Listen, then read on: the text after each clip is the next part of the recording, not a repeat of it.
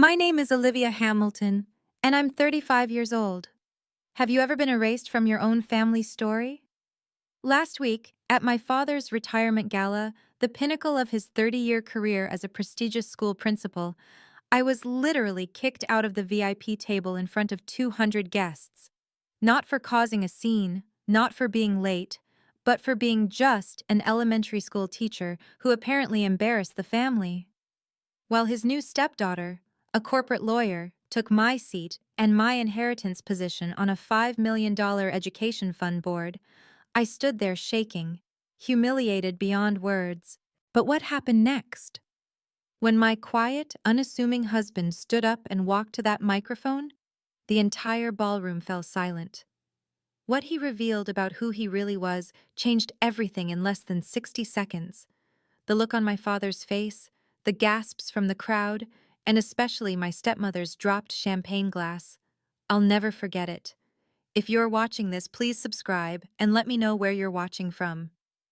I'd love to hear if you've ever faced family rejection for not being successful enough. Now let me take you back to that night. The crystal ballroom at the Grandview Hotel sparkled with importance that evening. Crystal chandeliers cast golden light over round tables dressed in ivory linens, each centerpiece featuring white orchids that probably cost more than my weekly groceries. This wasn't just any retirement party. This was Robert Hamilton's grand finale, and he'd made sure everyone who mattered in the education world would witness it. My husband Marcus and I arrived 15 minutes late, thanks to unexpected traffic on the highway. I smoothed down my navy dress, the nicest one I owned, bought 3 years ago for my teaching award ceremony. Marcus looked handsome in his simple black suit, though I noticed him checking his phone more frequently than usual. "Everything okay with work?" I asked as we entered the ballroom. "Just some last-minute details," he said, squeezing my hand. "Nothing to worry about." The room buzzed with at least 200 guests, school board members, principals from across the district, major donors, and even reporters from the local education journal. A photographer was already snapping shots near the stage where a massive banner read, "Celebrating Principal Robert Hamilton, 30 years of educational excellence." My father stood near the entrance in a charcoal Tom Ford suit that probably cost 3 months of my teaching salary. Patricia, his wife of 4 years, glittered beside him in a gold sequined gown, her diamond necklace catching the light with every practiced laugh. They looked like they belonged on a magazine cover. "Olivia!" Dad's voice boomed when he spotted us, though his smile didn't quite reach his eyes. "You made it." "Of course, Dad. Wouldn't miss your big night." Patricia's gaze swept over my dress with barely concealed disappointment. "How nice of you to come. Jessica's been here for an hour already, networking with the board members." Jessica, Patricia's daughter, the successful one. "The traffic was—" I started. "No excuses necessary," Patricia cut in smoothly. "Let's get you to your table." As we walked through the crowd, I noticed the local news crew setting up cameras near the stage. Whatever announcement my father planned tonight, he wanted it documented. Marcus's phone buzzed again, and he glanced at it briefly, his expression unreadable. Something about this night felt different. The way Patricia kept smiling, the way my father avoided direct eye contact, and especially the way Marcus kept his phone close, like he was waiting for something. I just didn't know yet that I was about to be erased from my own family's narrative. The place cards at the VIP table gleamed like tiny verdicts. I scanned them twice, then a third time, my stomach dropping with each pass. Robert Hamilton, Patricia Hamilton, Jessica Morrison, David Chen, board members, major donors, no Olivia Hamilton. "There must be some mistake with the seating," I said, trying to keep my voice light. Patricia appeared at my elbow, her smile sharp as crystal. "Oh, didn't Robert tell you? We had to make some last-minute adjustments. Space constraints, you understand." I looked at the table. 8 chairs, 7 cards. One empty seat right next to where Jessica was already sitting, her manicured hand resting on the back of the chair as she chatted animatedly with David Chen, the chairman of the Education Fund Board. But I'm his daughter, I said quietly. Of course you are, dear. You're at table 12 right over there. Patricia pointed to a table near the back, half hidden behind a decorative pillar. With the other teachers from the district. Won't that be nice? You'll have so much in common to discuss. Marcus's jaw tightened beside me. This is her father's retirement dinner. And we're so glad you both could come, Patricia responded smoothly, already turning away. Jessica, darling, tell Mr. Chen about your latest case win. Jessica looked up, her smile perfectly practiced. Oh, Olivia, didn't see you there. Don't you look comfortable? Her eyes swept my 3-year-old dress. Patricia was just telling everyone about my promotion to senior associate, youngest in the firm's history. The words stung exactly as intended. I stood frozen, watching my nameplate's absence like it was a prophecy. My father approached, straightening his tie. Dad, why am I not at your table? He shifted uncomfortably. Patricia thought it would be better for networking if Jessica. She has some connections that could benefit the fund. You understand, don't you? It's just business. Just business. My own father had made my exclusion a business decision. Marcus stepped forward, his voice calm but firm. Where exactly is Olivia supposed to sit? Table 12 is perfectly fine, my father said, not meeting my eyes. Many distinguished educators there. Distinguished educators. Code for the people who didn't matter enough for the VIP table. Jessica's laugh rang out as she touched David Chen's arm, discussing something about corporate sponsorships. She was sitting in my chair, living my moment, and everyone seemed perfectly fine with it. Marcus's phone vibrated. He glanced at it, and something flickered in his expression. Was that satisfaction? Come on, I whispered, tugging his arm. Let's just go to table 12. But I couldn't shake the feeling that I'd just been demoted in my own family hierarchy. Table 12 felt like exile. As we made our way through the ballroom, Patricia's voice carried over the classical music, each word precisely aimed for maximum impact. This is Jessica, my daughter, she announced to a circle of donors. Senior associate at Foster & Associates. She just won a multi-million-dollar case for the Peterson Foundation. A pause, then. Oh, and that's Robert's daughter, Olivia, heading to the back. She teaches elementary school at PS 48, the public one. The way she said public made it sound like a disease. Marcus's hand found mine under table 12's polyester tablecloth, a far cry from the VIP table's silk. Around us sat 5 other teachers, all looking slightly uncomfortable in their best clothes, clearly aware they were the bargain seats at this premium event. "Third grade, right?" asked Mrs. Chen, a middle school math teacher. "I heard you won Teacher of the Year last year." "I did," I said, managing a smile. "That's wonderful," she replied. But we both heard the unspoken truth. Wonderful didn't get you to the VIP table. From across the room, Jessica's voice rang out confidently as she discussed international tax law with someone from the mayor's office. Every few minutes, Patricia would gesture in her direction, making sure everyone knew that was her daughter, the successful one. My father worked the room, and I counted. He introduced Jessica to 12 people in 15 minutes. He walked past our table twice without stopping. Marcus squeezed my hand tighter. His phone lit up with a message, and I caught a glimpse. "Confirmation received. Ready when you are." "What's that about?" I asked. "Just work," he said. But there was something in his tone I couldn't place. "How are you holding up?" "I'm fine," I lied. "No, you're not." His brown eyes met mine, steady and warm. "And you shouldn't have to be." From the VIP table, another burst of laughter. Patricia was now telling someone about Jessica's Harvard law degree, loud enough for our corner to hear. "We're just so proud of what she's accomplished. It takes real ambition to reach those heights." Real ambition. Unlike teaching 8-year-olds to read, apparently. Mrs. Chen leaned over sympathetically. "Family events can be complicated." I nodded, watching my father beam at Jessica as she showed him something on her phone, probably her latest bonus statement.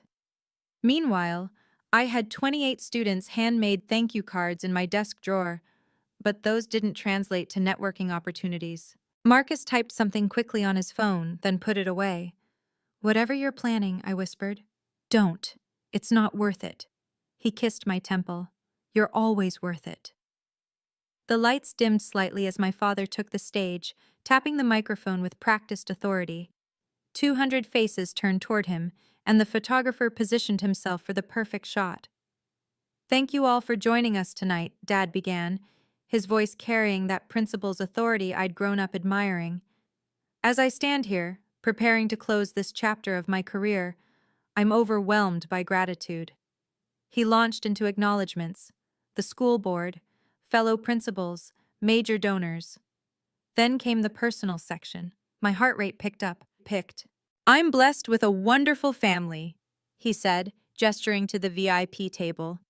"My beautiful wife Patricia, who's been my rock these past 4 years. And I'm especially proud tonight to have Jessica Morrison here, Patricia's daughter, who I've come to think of as my own." As my own. The words hit like ice water. Jessica just made senior associate at Foster & Associates, the youngest in their history. Harvard Law, summa cum laude. She represents everything we hope education can achieve: ambition, excellence, and the drive to reach the very top of her field. The applause was enthusiastic. Jessica stood, waving graciously, her red designer dress catching every light. The photographer snapped multiple shots. I waited. Surely now he'd mention, "Family is everything," Dad continued, moving on to thank the catering staff. That was it. His other daughter, the one who'd followed in his footsteps into education, didn't merit a mention. 30 years in education, and he couldn't acknowledge the daughter who became a teacher. Mrs. Chen touched my arm gently. "That was expected," I finished, surprised by how steady my voice sounded. But inside, memories flooded back. Dad missing my college graduation because Patricia had planned a cruise. Forgetting my birthday 2 years running. The Christmas dinner where Jessica's promotion dominated every conversation while my Teacher of the Year award went unmentioned. "You know what?" Marcus said suddenly, his voice carrying an odd note. "I just remembered something." "What?" "The first time you told me about winning that teaching award, you were so excited you called your dad immediately." He paused. "He said he'd call you back. Did he ever?" The answer sat between us, heavy as stone. No, he never called back. On stage, Dad was now telling a funny story about his first day as principal. The crowd laughed warmly. He was charming, commanding, everything a leader should be. Everything a father should be, except to the daughter who disappointed him by choosing passion over prestige. Marcus's phone buzzed. He read the message, and for the first time tonight, he smiled. "What?" I asked. "Just remembering why I married a teacher," he said, "and why that matters more than anyone in this room realizes." If you've ever felt invisible in your own family, or like your achievements don't matter because they're not flashy enough, please hit that subscribe button. Your support means everything, and I'd love to know. Have you ever had to stand up to family members who didn't value you? Share your story in the comments below. I'm reading every single one, and it helps to know we're not alone in these struggles. Now, let me tell you what happened when things got even worse. Because my father's next announcement changed everything I thought I knew about my place in the family. My father returned to the microphone, his expression shifting to what I recognized as his important announcement face. The same one he'd worn when telling me about marrying Patricia. "Now for the evening's major announcement," he said, commanding instant silence. "As you know, the Hamilton Education Fund has received a generous commitment of $5 million from TechEdu Corporation." Appreciative murmurs rippled through the crowd. 5 million was substantial, even for this well-heeled audience. "This fund will provide scholarships and resources for emerging educational leaders," Dad continued. "And tonight, I'm thrilled to announce who will take my seat on the fund's board of directors when I retire. My breath caught. This was it. The position he'd promised me 3 years ago when the fund was first established. When I retire, Olivia, you'll carry on the family tradition, he'd said. Your classroom experience will be invaluable. After careful consideration, Dad said, his voice swelling with pride, I'm delighted to announce that Jessica Morrison will be joining the board as my successor. The room erupted in applause. Jessica stood, smoothing her red dress, waving like she'd just won an Oscar. Patricia beamed, dabbing at her eyes with theatrical precision. I sat frozen, unable to process what I'd just heard. 3 years of preparation, 2 years of research into teacher scholarship programs, countless proposals I'd drafted for innovative classroom funding. Gone. Jessica brings a unique perspective, Dad continued. Her legal expertise and corporate connections will help the fund grow beyond anything we've imagined. Legal expertise for an education fund to help teachers. Marcus's hand gripped mine so tightly it almost hurt. That position was yours. I know, I whispered. But it was worse than just losing the position. This fund would determine scholarship allocations for hundreds of teachers across the state. Teachers like me, who Jessica had probably never spoken to outside of tonight. She didn't know the difference between Common Core and state standards. She'd never spent a day in a classroom.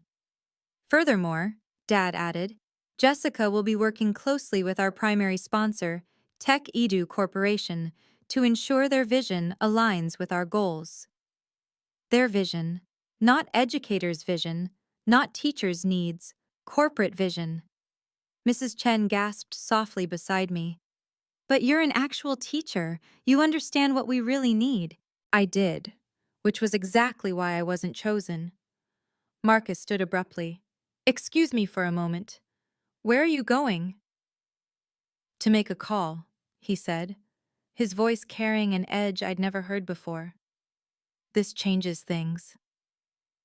As he walked away, phone already at his ear, I watched Jessica accepting congratulations at the VIP table. My inheritance transformed into her stepping stone. The full weight of what I'd lost hit me as David Chen, the board chairman, stood to elaborate on the position's responsibilities. The board member will oversee allocation of nearly $500,000 annually in teacher scholarships, he explained. They'll determine funding priorities, select recipients, and shape the future of educational support in our state. $500,000 every year for teachers who desperately needed support. I thought about Mrs. Rodriguez at my school, taking weekend shifts at Target to buy classroom supplies. About James, the second-grade teacher who'd started a GoFundMe for special education resources. About my own $200 monthly spending on books and materials. This position could have changed all that. I've prepared a comprehensive proposal, Jessica was telling someone at her table, loud enough to carry, focusing on leadership development and administrative advancement programs. Administrative advancement, not classroom supplies, not teacher retention, not the things that actually mattered to the kids we taught every day. My phone buzzed with a text from Marcus. Need you to trust me. Something important is about to happen. I looked around, but couldn't spot him in the crowd. Where had he gone? Patricia's voice cut through my thoughts as she addressed a group near our table, ensuring we could all hear. Jessica's already identified several partnership opportunities with corporate sponsors. Real innovation, not just the same old classroom charity drives. Classroom charity drives. Is that what she thought of our fundraising efforts? 2 years, I said quietly to Mrs. Chen. I've spent 2 years researching teacher burnout, creating retention strategies, designing mentorship programs. We know, she said gently. We all know what you've done for this community. But knowing didn't matter. Not here, not in this room where success was measured in billable hours and corporate connections. My father was back at the microphone. Jessica will bring fresh perspective to education funding. Sometimes it takes an outsider to see what insiders miss. An outsider. After 30 years in education, he truly believed an outsider would serve teachers better than an actual teacher. My phone lit up with another message from Marcus. Watch David Chen. This is important. I looked toward the VIP table. David Chen was reading something on his phone, his expression shifting from casual interest to sharp attention. He glanced around the room, searching for someone. Before we continue, David said, standing suddenly, I'd like to clarify something about our corporate sponsors. The room quieted. This wasn't part of the program. Patricia looked confused. Jessica's smile faltered slightly. And somewhere in the crowd, my husband was orchestrating something I didn't yet understand. I couldn't sit there anymore, not with 200 people witnessing my erasure. My legs moved before my brain caught up, carrying me toward the VIP table with a determination I didn't know I possessed. Dad, we need to talk. The conversation at the table stopped. 7 faces turned toward me, including Jessica's perfectly composed smirk. Not now, Olivia.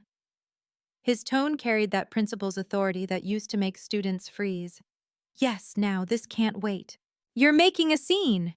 Patricia's voice was ice wrapped in silk. Am I? Because I thought we were celebrating education tonight.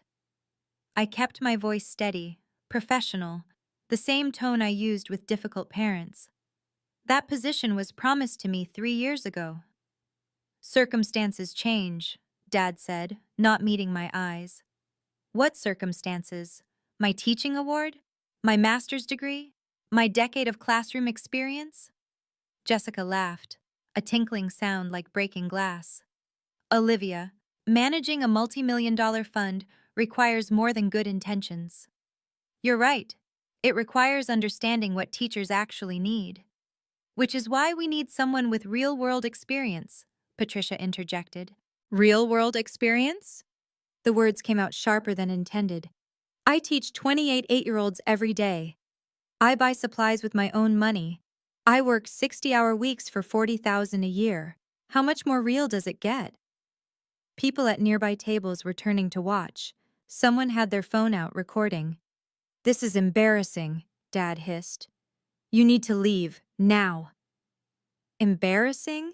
What's embarrassing is giving an education board seat to someone who's never set foot in a classroom. Security, Patricia called out, raising her hand. 2 security guards started moving toward us. The photographer was snapping pictures. This was it, the moment I became the crazy daughter who ruined her father's retirement. I'm going, I said, backing away. But everyone here should know that Robert Hamilton just chose networking over knowledge, connections over compassion. His legacy isn't education, it's opportunism. Get out. Dad's face was red, his composure finally cracking. You're no longer welcome here. The words hit harder than any slap. No longer welcome. At my own father's retirement. As security approached, a calm voice cut through the tension. That won't be necessary. Marcus appeared beside me, his presence steady as a lighthouse. He addressed the security guards with quiet authority. We're leaving voluntarily. But first, Mr. Hamilton, one question. Dad glared at him. What? Do you know who your primary sponsor actually is? The CEO of Tech Edu Corporation? Of course, some tech executive. What does that? Interesting. Very interesting. Marcus's smile was subtle but unmistakable. Shall we go, Olivia? Something in his tone made everyone pause. The security guards flanked us as we walked through the ballroom, 200 pairs of eyes tracking our humiliation. Someone whispered, Is that his actual daughter? Another person held up their phone, live streaming the spectacle. You're embarrassing yourself, Patricia called out, loud enough for everyone to hear. This is what happens when you can't accept your limitations. I stopped walking, turned back. The entire room held its breath. My limitations? Some people are meant for greatness, Jessica added, standing now, her voice carrying that courtroom confidence. Others are meant for simpler things. There's no shame in being ordinary, Olivia. Ordinary. The word hung in the air like a verdict. Teaching is noble work, Patricia continued with fake sympathy. But let's be honest, anyone can teach elementary school. It takes real talent to succeed in law or business. Anyone can teach. I thought of Tommy, my student with dyslexia who'd finally learned to love reading. Of Sarah, who'd overcome selective mutism in my classroom. Of the 17-hour days, the differentiated instruction, the child psychology courses, the endless patience required to shape young minds. You're right, I said quietly. Anyone can stand in front of a classroom. Not everyone can teach. There's a difference. Dad stood up at the VIP table, his face burgundy with rage. Security, escort them out now. Robert, David Chen interjected. Perhaps we should— Stay out of this, David. This is family business. Family business. Being publicly humiliated was family business. The guards moved closer, and one touched my elbow. Ma'am, we need you to leave. Don't touch my wife. Marcus's voice was steel-wrapped in velvet. The guard immediately stepped back. Or what? Dad challenged. You'll both leave? Please do. Jessica's announcement is the only one that matters tonight. Marcus pulled out his phone, typed something quickly. You're absolutely right, Robert. Jessica's announcement does matter. In fact, it matters to quite a few people.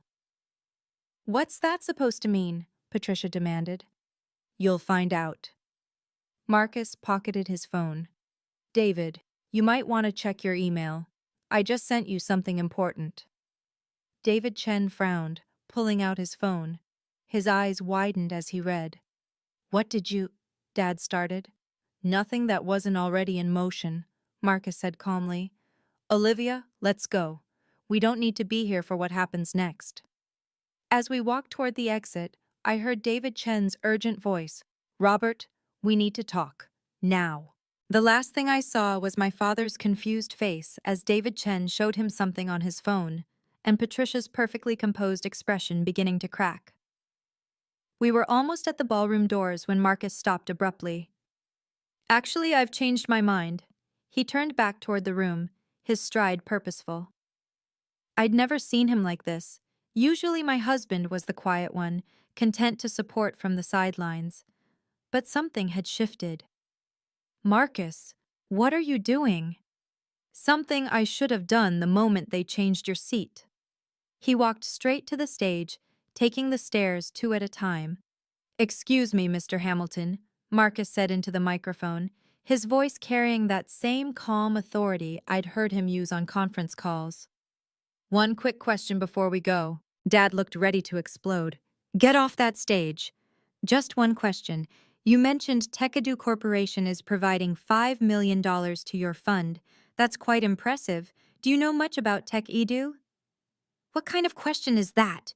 Patricia shrieked. Security! But David Chen raised his hand, stopping security. Let him speak, Robert.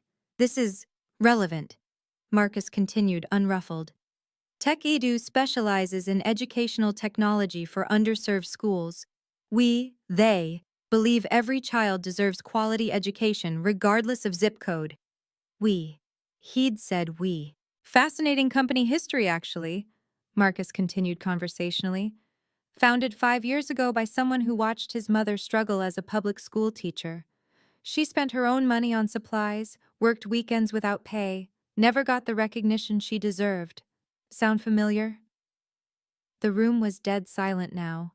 Even the catering staff had stopped moving. The founder promised himself that when he had the means, he'd support teachers properly. Not with empty words or photo ops, but with real resources. Marcus looked directly at my father. That founder believed teachers like Olivia, the ones who stay late tutoring struggling students, who spend their summers designing innovative curricula, who see potential where others see problems, those teachers deserve more than a seat at the back of the room. What's your point? Dad demanded, though his voice had lost its edge. My point is that TechEdu's funding comes with specific conditions. Values alignment, they call it. The company is very particular about who manages their donations. David Chen was typing furiously on his phone now, his expression increasingly alarmed. Marcus, I whispered, pieces clicking into place. The conference calls he took in his home office. the educational journals on his nightstand, the way he always knew exactly what my classroom needed. The contract terms, Marcus said, his voice still conversational, are quite specific about the kind of leadership Tekadu expects. Strange that you didn't review them more carefully. My father's face had gone from red to pale. You're not. You can't be. Marcus smiled. It wasn't a cruel smile, just matter of fact. Interesting assumptions, Mr. Hamilton. David Chen stepped forward, his phone in hand, voice urgent. Robert, we need to discuss this immediately. The contract specifications. What contract specifications? Patricia demanded, her composure finally cracking. Marcus pulled out his own phone, reading from the screen. Section 7.3. Fund management must prioritize classroom educator experience. Section 7.4. Board positions should reflect diverse educational backgrounds, with preference for active teachers. He looked up. Should I continue? Jessica laughed nervously. This is ridiculous. You can't seriously suggest— I'm not suggesting anything, Marcus interrupted smoothly. I'm simply reading from a binding legal document, one that Mr. Hamilton signed 6 weeks ago. My father grabbed the contract from David Chen, scanning it frantically. His face went even paler. Furthermore, Marcus continued, Tech Edu reserves the right to withdraw funding if these conditions aren't met. It's all there in black and white. You set us up, Patricia hissed. No, we offered $5 million with clear conditions. You just assumed you could ignore them. Marcus's voice remained perfectly professional. Interesting how you never bothered to ask who ran Tech Edu. You saw the money and assumed the details didn't matter. I noticed something then, the Tech Edu logo on the massive backdrop behind the stage. The same stylized apple with a graduation cap I'd seen on Marcus's laptop screen dozens of times. How had I missed it? This is entrapment. Jessica stood up, her lawyer instincts kicking in. Actually, it's contract law, Marcus replied. Your specialty, I believe? Then you'll appreciate Section 12.1. Any public announcement of board positions without sponsor approval constitutes breach of contract. The room buzzed with whispers. Phones were out everywhere, recording this unprecedented reversal. David Chen cleared his throat. Robert, as board chairman, I have to ask, did you review this contract with legal counsel before signing? Patricia said Jessica had reviewed it. All eyes turned to Jessica, who suddenly looked less like a senior associate and more like a deer in headlights. I skimmed it. It seemed standard. Skimmed. David Chen's tone could have frozen water. A $5 million contract and you skimmed it. Marcus stepped back from the microphone.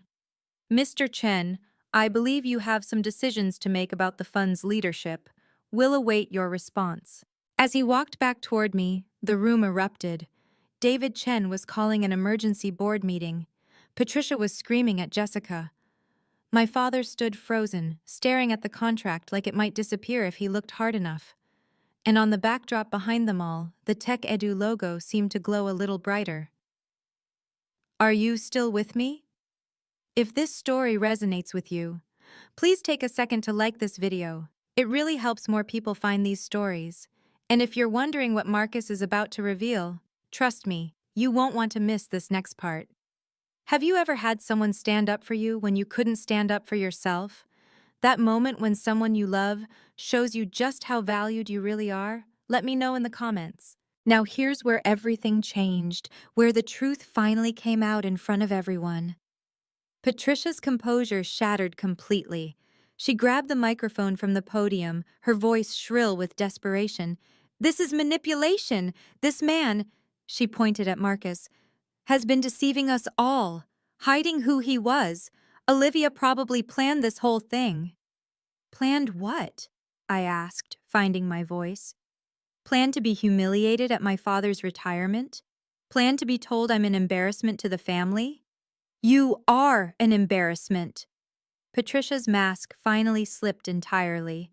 A teacher making $40,000 a year, driving a 10-year-old Honda, shopping at Target. Do you know how it looks when Jessica and I have to explain you at country club events? The room gasped collectively. Someone whispered, "She actually said that out loud." "And you," Patricia turned on Marcus, "pretending to be some nobody when you're—" "When I'm what?" Marcus asked calmly. "A successful man who loves his wife, who's proud that she shapes young minds, who thinks her work matters more than any corporate deal." Jessica grabbed the microphone from her mother. "This doesn't change anything. I have the qualifications, I have the connections." "You have no experience with education," I said, stepping forward. "Name one educational theory, one classroom management technique, one learning disability accommodation." Silence. "That's what I thought." "Experience doesn't matter when you have talent," Jessica snapped. "Some people are born leaders. Others are just teachers." Just teachers. There it was again. My father finally found his voice. "Olivia has always lacked ambition, always settled for less. I tried to push her toward law school, business school, anything with prestige. But she chose this. This. 10 years of dedication reduced to a disappointed this." "You know what?" I said, my voice carrying across the silent ballroom. "You're right. I chose this. I chose to wake up every day and make a difference. I chose to be the person kids run to with their problems. I chose meaning over money." "How noble," Patricia sneered. "And how convenient that your husband's money lets you play teacher without worrying about bills." The accusation hung in the air like poison. Around us, 200 people watched this family implode, their phones capturing every word. "My wife," Marcus said quietly, "has never taken a penny from Tekadu. She doesn't even know the full extent of—" He stopped. "Actually, you know what? It's time everyone knew exactly who deserves respect in this room." He walked back to the stage with purpose, and this time, no one tried to stop him. "Ladies and gentlemen, I have an announcement." Marcus stood at the podium with a quiet confidence I'd seen him display only in our most private moments, when he talked about changing education, about making a difference. The ballroom fell completely silent. "My name is Marcus Hamilton," he began. "Yes, I took my wife's last name when we married. She doesn't know this, but it was because I wanted to honor the only Hamilton who actually understands what education means." My breath caught. He'd never told me why he'd taken my name. 5 years ago, I watched my wife come home crying because she'd spent her entire paycheck on books for her classroom. That same night, she stayed up until 3 a.m., creating individualized learning plans for each of her students. His voice carried across the room with devastating clarity. "That's when I decided to build something that would support teachers like her." "Every CEO in this room," Marcus continued, his gaze sweeping the crowd, "every lawyer, every successful person here, we all started with a teacher. Someone who saw potential in us. Someone who stayed after school to help us understand. Someone who believed in us when we didn't believe in ourselves." David Chen nodded slowly, his expression thoughtful. "But we forget them, don't we? We achieve success, and suddenly those teachers become embarrassments.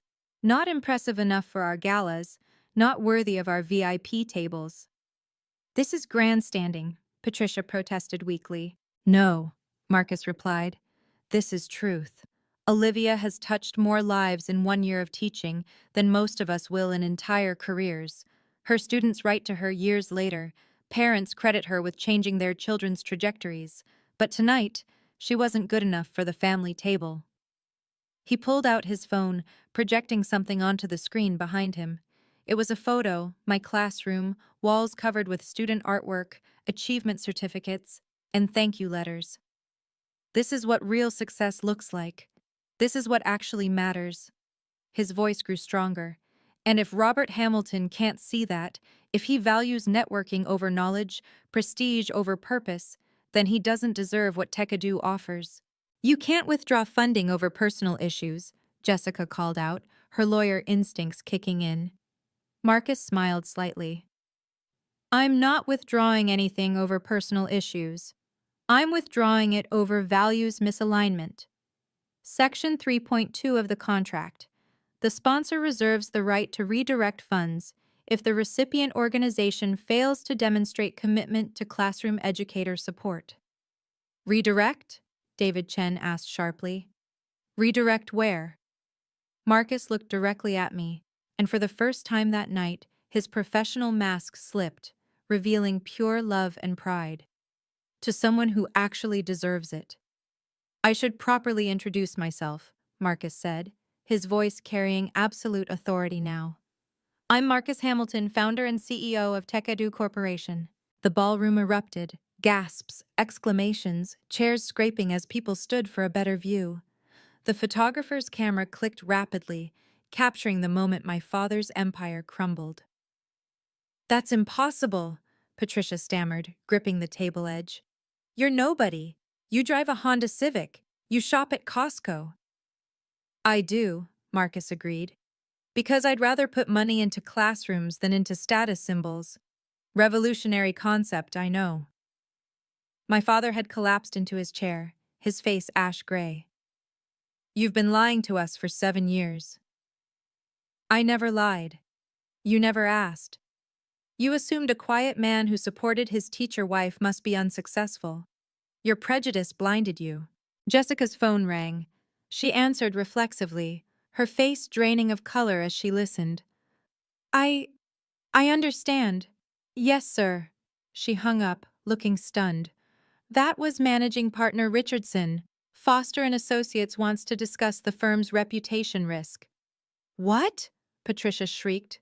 The live stream of tonight has already hit 50,000 views, someone called out. It's trending. David Chen stepped forward. Mr. Hamilton, Marcus, as board chairman, I need to know your intentions regarding the fund. Marcus never broke eye contact with my father.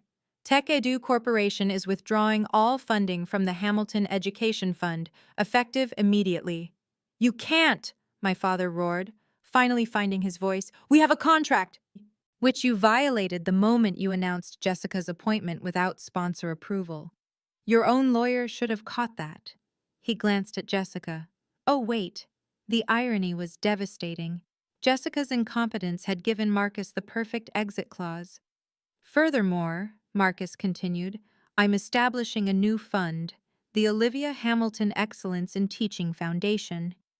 $5 million, managed by actual educators for actual educators. The teachers at Table 12 started applauding. Then Table 11 joined.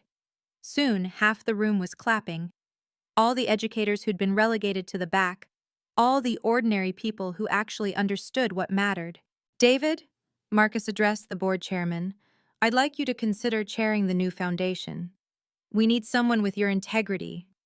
David Chen looked between Marcus and my father, his decision clear. I'd be honored. This is theft, Patricia screamed. We'll sue. Please do, Marcus said calmly. I'm sure the publicity will be wonderful for everyone involved. Principal's wife calls teachers embarrassments, has such a nice ring to it.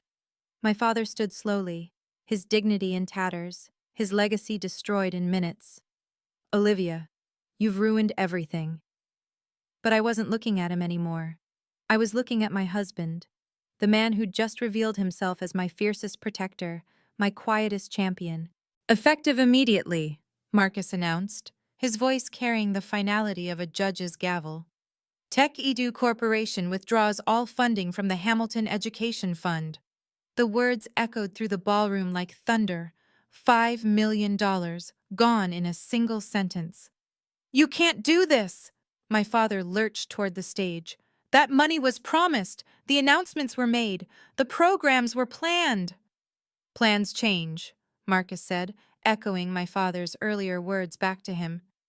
Isn't that what you told Olivia about her board position? David Chen was already on his phone, likely calling an emergency board meeting. Other board members huddled together, their whispers urgent and panicked.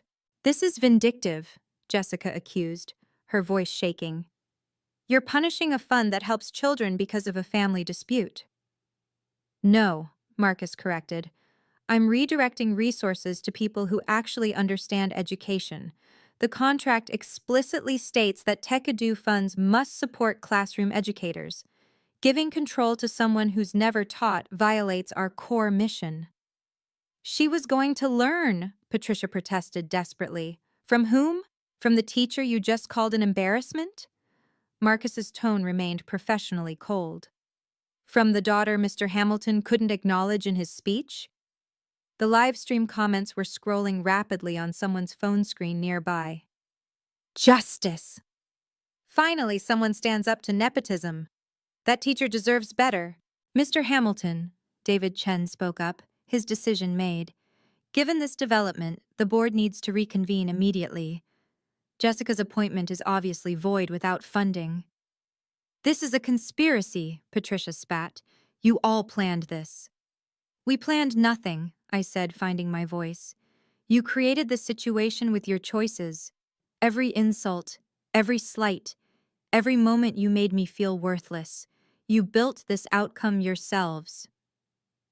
My father's shoulders sagged. In 60 seconds, he'd gone from celebrated principal to the man who lost $5 million through arrogance and nepotism. The teaching community deserves better, Marcus continued. They deserve leaders who understand their struggles, who value their contributions, who see them as professionals, not embarrassments. Please, my father said quietly, the fight draining from him. The fund helps hundreds of teachers. And it still will, Marcus replied. Just not under your name, not under leadership that sees teachers as less than. The Olivia Hamilton Foundation will serve the same community with actual respect. A reporter pushed forward. Mr. Hamilton, are you saying this was personal? Marcus considered the question. I'm saying that values matter.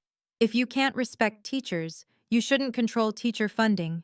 It's that simple. The security guards who'd almost escorted us out earlier now stood awkwardly, unsure what to do. The power dynamic had shifted so completely, they looked to Marcus for direction. We're done here, Marcus said simply. Marcus returned to the microphone one final time, his presence commanding absolute attention. Before we leave, I want to announce the establishment of the Olivia Hamilton Excellence in Teaching Foundation. His voice carried pride that made my eyes burn with tears. $5 million, dedicated to supporting classroom educators who do the real work of shaping our future. The teachers at table 12 rose to their feet, applauding. Mrs. Chen was crying openly. This foundation will provide grants for classroom supplies, fund continuing education, and offer mental health support for teachers facing burnout. Marcus looked directly at me. It will be chaired by someone who understands what teachers actually need, because she is one. You want me to? I couldn't finish the sentence. If you'll accept, Marcus said softly. Though I should mention, I never told you about Tekadu because I wanted you to love me for me, not for this. I know, I whispered, remembering all the times he'd supported me without fanfare, without recognition, without need for credit. This is outrageous. Patricia's voice cracked with desperation. You can't just create a competing foundation. It's not competing, Marcus corrected. Your fund no longer exists without funding. This is a replacement. David Chen stepped forward. For what it's worth, the board members who actually care about education would be honored to serve under Mrs. Hamilton's leadership. 30 teachers in the room stood up, a wave of movement from the back tables, then support staff, then several parents I recognized. Soon, nearly half the room was standing, all the people who understood what really mattered in education. Additionally, Marcus announced, Tech Edu will match any donation made to the foundation tonight, dollar for dollar. Immediately, phones came out. The head of the local teachers union called out, 10,000 from our emergency fund. 20,000 from the Parent-Teacher Association, someone else shouted. Within minutes, pledges totaling $300,000 filled the air. With matching, we'd raised over $500,000 in addition to the base funding. Jessica stood frozen, watching her carefully planned future crumble. The board position, the prestige, the networking opportunities, all evaporating because she'd skimmed a contract. This won't stand, she said weakly. There are legal implications. You're right, Marcus agreed. Your firm will probably want to discuss how their senior associate missed crucial contract terms that cost a client $5 million. That does have legal implications. Her phone rang again. She looked at the screen and didn't answer. Mrs. Hamilton, David Chen addressed me formally. Would you accept the position of founding chair? I looked at my father, who sat defeated at his VIP table, his grand retirement transformed into public humiliation, then at Marcus, who'd protected me while respecting my independence. I accept. Jessica's phone wouldn't stop ringing. Each call she declined made the next one come faster. Finally, she had to answer. Yes, Mr. Richardson. Her voice was barely audible, but in the hushed ballroom, we could all hear. I understand. Yes, sir. The live stream. I know. Tomorrow morning. Yes, sir. She hung up, her hands trembling. The senior associate who'd strutted in designer heels now looked like a law student who'd failed the bar. They want to discuss damage control, she said numbly. The firm's biggest education client saw the stream. They're reconsidering their representation. What did you expect? Mrs. Chen asked, not unkindly. You publicly insulted an entire profession. Teachers are parents, too. They're voters, they're clients. The reality was sinking in. Jessica hadn't just insulted me. She'd insulted every teacher watching, every parent who valued education, every person who remembered a teacher who'd changed their life. Patricia grabbed her daughter's arm. We'll fix this. We'll issue a statement. We'll say you were misquoted. It's live-streamed, Mom, Jessica said flatly. 50,000 views and climbing. The legal blogs are already picking it up. Lawyer who skimmed multi-million-dollar contract calls teachers worthless. Her phone buzzed with the text. She read it and actually laughed. A broken, disbelieving sound. The State Bar wants to discuss my public conduct.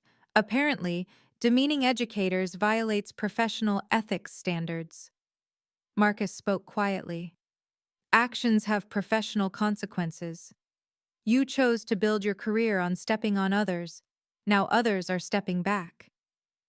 This is your fault. Patricia turned on me viciously. If you'd just accepted your place— Her place? Marcus interrupted.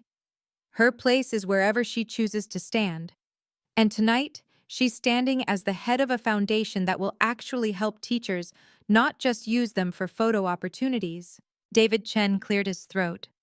Robert, the board needs your resignation letter by Monday. Given tonight's events, your continued involvement would be problematic. My father didn't respond.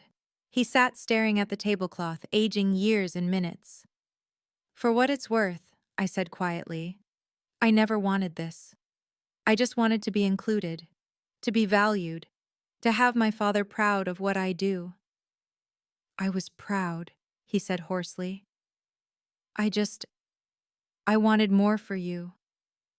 More than shaping the future? More than being loved by 28 kids who think I hung the moon? More than making a real difference? I shook my head. That's not more, Dad. That's just different. And different isn't better. Jessica's phone rang again, another client pulling out, another consequence landing. The empire built on dismissing teachers was crumbling, one phone call at a time. By the time we left the ballroom, the video had gone viral. 2 million views in 3 hours. The hashtag #HatchTeachers_deserve_respect was trending nationally. My phone hadn't stopped buzzing. Messages from former students, fellow teachers, parents who'd heard what happened. The story had struck a nerve. Every teacher who'd been told they were just a teacher, every educator who'd been asked, but what's your real job? The internet never forgets, Marcus said as we sat in our car, watching the numbers climb on social media. The fallout was swift and merciless. Screenshots of Patricia calling teachers embarrassments became memes. Jessica's "Some people are meant for greatness, others for teaching" was printed on protest signs outside Foster and Associates by morning. My father's reputation, built over 30 years, destroyed in one night. The principal who didn't value teachers, the educator who saw education as embarrassing.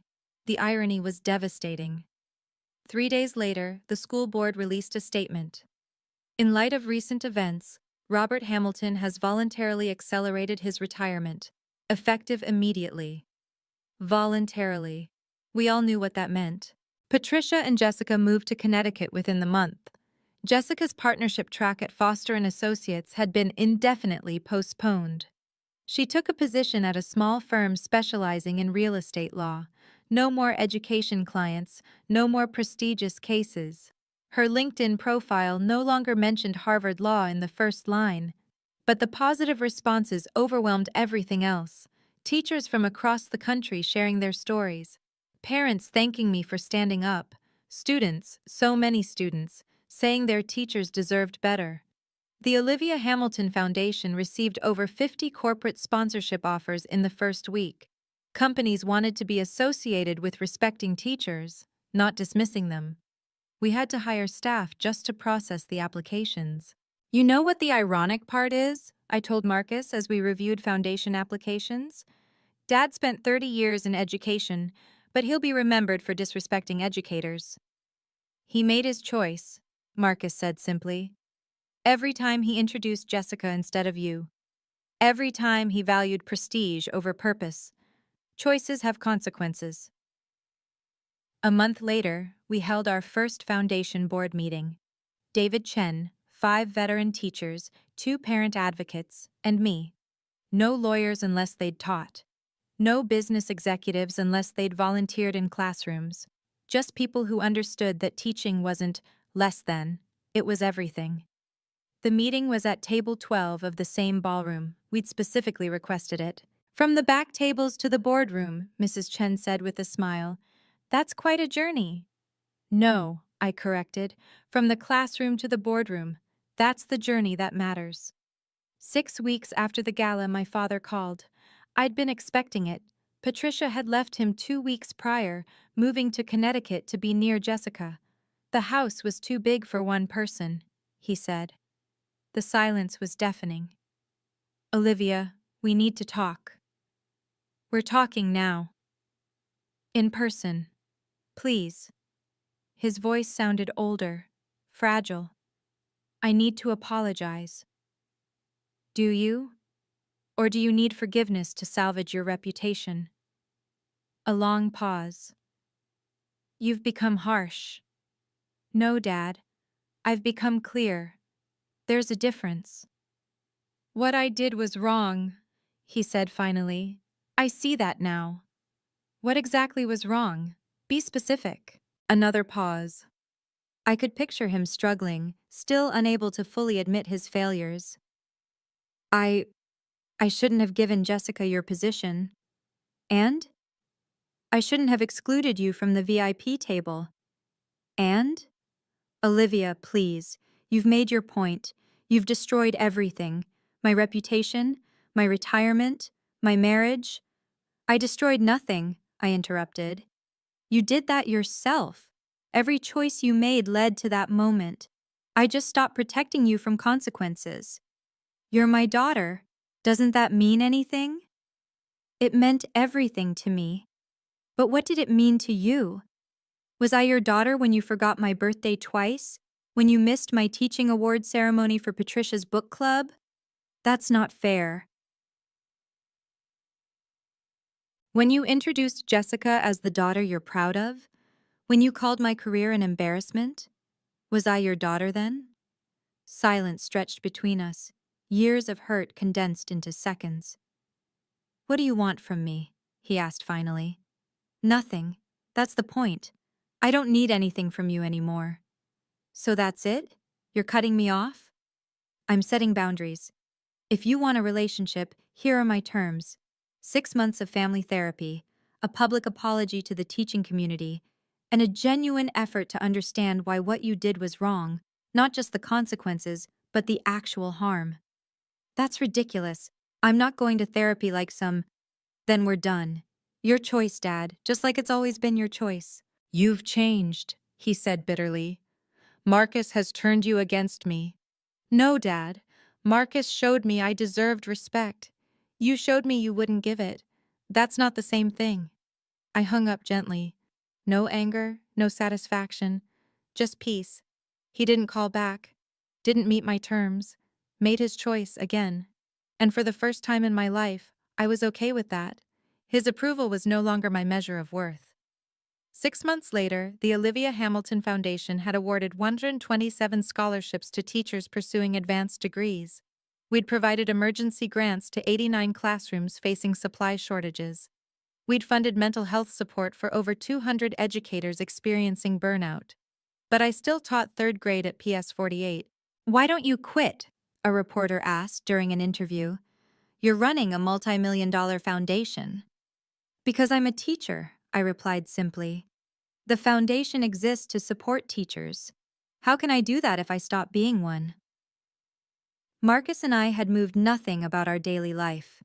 We still lived in our modest two-bedroom apartment. He still drove his Honda Civic.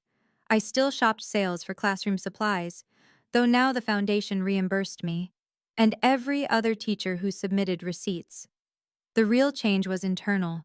I walked taller, spoke clearer, set boundaries without apology.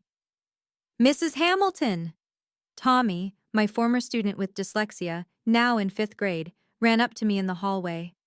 "I got into the advanced reading group." "That's amazing, Tommy." "My mom says it's because you taught me that different isn't less than, just different." Different isn't less than. My father's words, reversed and redeemed. Marcus and I were stronger than ever. The secret he'd kept, it hadn't been about deception, but protection. He'd wanted me to be valued for myself, not his money. He'd wanted my father to see my worth without knowing about tech edu. "Any regrets?" I asked him one evening as we reviewed foundation applications together. "Only one," he said. "I wish I'd stood up for you sooner." "You stood up when it mattered most." We'd been trying for a baby for 2 years. The stress of family drama hadn't helped. But now, with peace in our lives, with boundaries firmly set, something shifted. The test showed 2 lines. "A teacher's baby," Marcus said, his hand on my still flat stomach. "They're going to change the world." "Every baby changes the world," I corrected. "Teachers just help them realize it." My father hadn't met my terms. No therapy, no apology, no effort to understand. Patricia sent occasional nasty emails that went straight to spam. Jessica had reinvented herself as a work-life balance coach on Instagram, never mentioning her legal career. But I had 28 eight-year-olds who thought I was magic, a husband who saw my true worth, a foundation helping thousands of teachers, and now, a baby on the way. Different wasn't less than. It was everything. Looking back now, I realize the most important lesson from that night wasn't about revenge or justice. It was about recognition, not from others, but from ourselves. Your worth isn't determined by someone else's inability to see it. Read that again.